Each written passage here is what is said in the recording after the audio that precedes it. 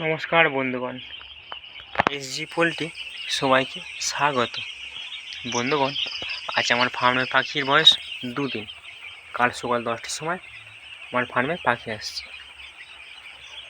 তো ফার্মে পাখি আসার আগে তোমরা কি করবে, ফার্মে পাখি আসলে তোমরা কি করবে, প্রথম কি জল দেবে, কি ট্রিটমেন্ট করবে, তার জন্য একটা ভিডিও করা আছে, তোমরা দেখে নিও। তো আমি সকালে জলে দিয়েছিলাম অ্যান্টিবায়োটিক 12 ঘন্টার জলে, আর রাতে 12 ঘন্টা জল আমি দিয়েছি এটা ভিটামিন। কেন এক টাইম অ্যান্টিবায়োটিক খাওয়াতে হয় আর এক টাইম ভিটামিন খাওয়াতে হয়।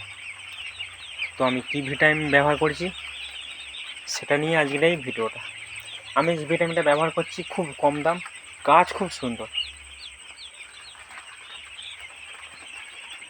তোমরা যদি 1 লট দিয়ে দেখো খুব ভালো রেজাল্ট পাবে।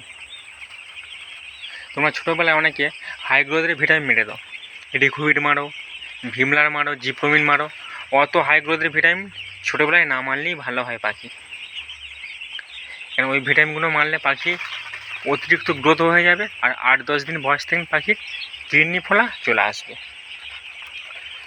তো তোমরা দেখতেই পাচ্ছ পাখি কত সুন্দর চনচনে হয়ে আছে। তো আমি যে ভিটামিনটা মেরেছি সেটা আমি তোমাদের আজ দেখাচ্ছি। 1000 পাখিতে 10 গ্রাম তোমরা মারবে, আর তার সাথে জল শোধনটা করবে সেফগার্ড 10 লিটার জলে 3 ml।